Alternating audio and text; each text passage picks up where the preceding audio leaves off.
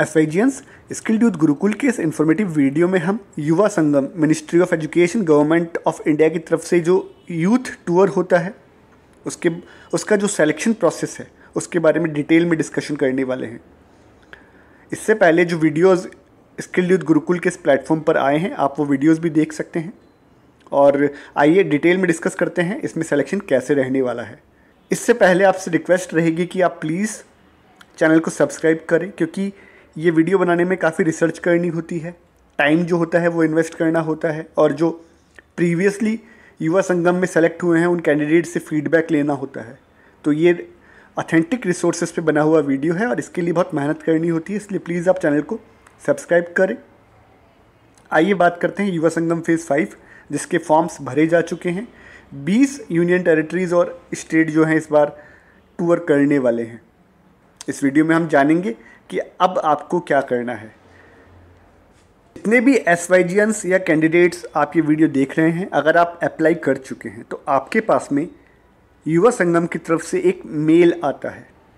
उस मेल के अंदर आपको एक गूगल लिंक दिया हुआ होता है। उस गूगल लिंक में एक फॉर्म होता है ऑनलाइन, उस फॉर्म को आपको भरना होता है। अभी आप स्क्रीन पे देख सकते हैं एक ये मेल किसी कैंडिडेट को आया था जिनका युवा संगम फेज़ 4 में सिलेक्शन हुआ था और वो टूर करके आए थे। उस मेल के अंदर आपका फॉर्म जो होता है जो आपने ऑनलाइन भरा था 21 अक्टूबर तक, उसको स्टडी करने के बाद में आपको एक प्रोविजनली सिलेक्शन का मेल किया जाता है। वो मेल कुछ ऐसा रहता है, उस मेल में लिखा हुआ होता है congratulations on getting provisionally selected for the EBSB Yuva Sangam phase 3 programme travel to, आपके राज्य का नाम और आपके राज्य से आप जिस राज्य में जा रहे हैं उसका नाम यहाँ रहने वाला है। ये प्रोविज़नल होता है। प्रोविज़नल का मतलब इसके अंदर आपको बेसिक डिटेल्स दी हुई होती है और आपसे कहा जाता है कि आपका अभी केवल फॉर्म सेलेक्ट हुआ है, और फॉर्म सेलेक्ट होने के बाद में आपसे इंटरव्यू का प्रोसेस के लिए बताया जाता है। अब इंटरव्यू की बात करें तो कुछ स्टेट और यूनियन टेरिटरीज़ जो होती है वो इंटरव्यू कंडक्ट नहीं करती, वो डायरेक्ट सेलेक्ट कर लेती है। लेकिन कुछ स्टेट या यूनियन टेरिटरीज़ जब नंबर ऑफ़ फॉर्म्स ज़्यादा हो जाते हैं या कैंडिडेट्स जो होते हैं वो टफ मतलब कैंडिडेट्स के बीच में कड़ी टक्कर होती है योग्यता के, एलिजिबिलिटी के आधार पर, तो उनका इंटरव्यू फिर लिया जाता है। अगला पार्ट जो है इस वीडियो में इंटरव्यू में क्या क्वेश्चंस पूछे जाते हैं उनमें से उसके बारे में डिस्कस करेंगे। तो ऐसा कुछ मेल आपके पास आता है, एक गूगल फॉर्म आपको भरना होता है। आइए इसका दूसरा पार्ट जो है इस मेल का वो देखते हैं। तो ये इसका गूगल लिंक होता है नीचे। तो आप जो है आपसे एक गूगल लिंक जो है वो दिया जाएगा। उस गूगल लिंक में आपको फॉर्म को दोबारा भरना होगा। एक बार आप पहले फॉर्म भर चुके हैं, एक बार आपको दोबारा से फॉर्म भरना होगा। यहाँ पर कुछ डिटेल्स होंगी इसके अंदर मेंशन की होगी, आपको कितने बजे फॉर्म, कितनी तारीख तक फॉर्म भर देना है, ये गूगल का शॉर्ट फॉर्म कितनी तारीख तक भर देना है कि आप अपना जो पार्टिसिपेशन है वो कंफर्म कर सके। इसमें कुछ डेट्स और टाइम दिए हुए होंगे, उनकी टाइमलाइन को आपको फॉलो करना होगा। ऐसा आपके पास में एक मेल आता है। अब बात करेंगे इंटरव्यू के अंदर क्या क्वेश्चंस पूछे जाते हैं। तो बेसिकली मेरे पास 3 या 4 कैंडिडेट्स जिनका सिलेक्शन हुआ था उनके फीडबैक आए थे, और उन फीडबैक के बेसिस के ऊपर मैं ये वीडियो बना रहा हूँ। आइए वो फीडबैक के जो कॉन्सेप्ट्स हैं वो देखते हैं, सिलेक्शन का प्रोसेस देखते हैं। अभी आप स्क्रीन के ऊपर एक कैंडिडेट ने जिसने मुझसे इंस्टाग्राम पे संपर्क किया था, कांटेक्ट किया था, उनका इंटरव्यू हुआ था। और बेसिकली उनके इंटरव्यू के अंदर उनसे कुछ क्वेश्चंस पूछे गए थे जो जनरल कैटेगरी के बहुत ही बेसिक क्वेश्चंस थे। इतना टफ क्वेश्चन कोई नहीं पूछा गया। तो कुछ राज्य इंटरव्यू करवाते हैं, कुछ यूनियन टेरिटरीज या राज्य इंटरव्यू नहीं करवाते, बट आपको तैयार रहना है। अगर आपका इंटरव्यू होता है तो आपको इन क्वेश्चंस के बेसिक आंसर्स पता होने चाहिए।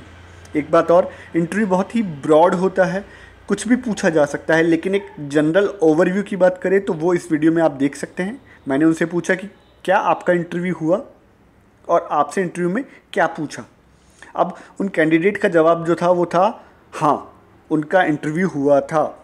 उनके इंटरव्यू में उनसे उनके बारे में पूछा गया, उनका इंट्रोडक्शन पूछा गया। वो कैंडिडेट ओडिशा की थी तो उनसे ओडिशा के कल्चर के बारे में पूछा गया, ओडिशा के टूरिस्ट प्लेसेस के बारे में पूछा गया, ओडिशा का कोणार्क डांस फेस्टिवल फेमस है, वर्ल्ड फेमस है, उसके बारे में पूछा गया।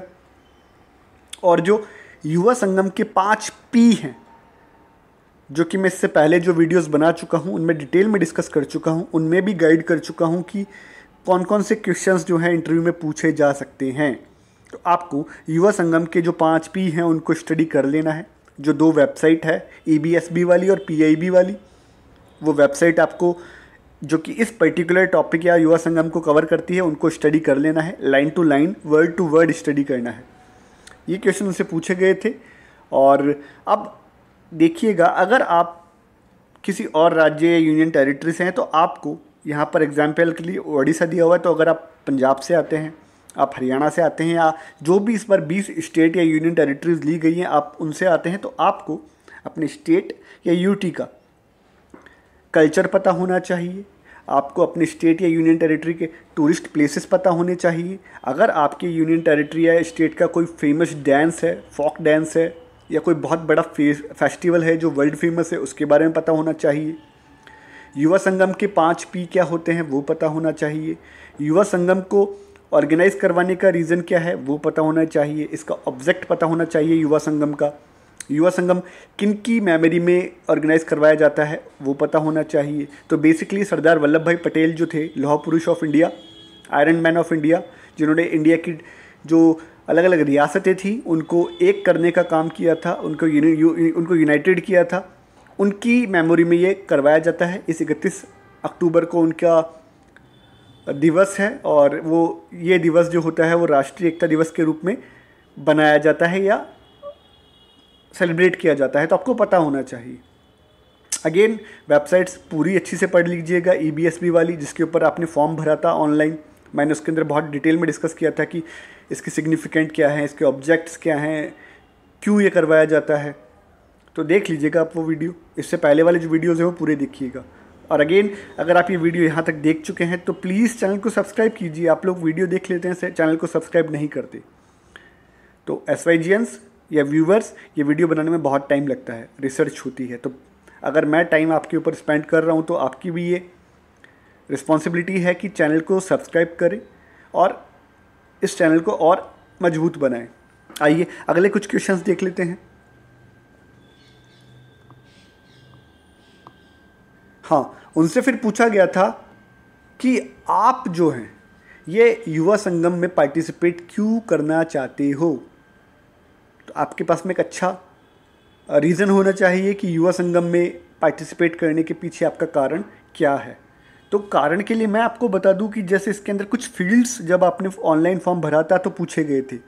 Art and culture, commerce, business administration, science technology, और ऐसे ही कुछ 5 या 6 सेक्टर थे, एग्रीकल्चर जहाँ तक मुझे याद है। तो आप अगर उनमें से किसी फील्ड में आते हैं, उनमें से जो आपने चूज़ किया है उसके बारे में आपकी नॉलेज स्ट्रांग होनी चाहिए।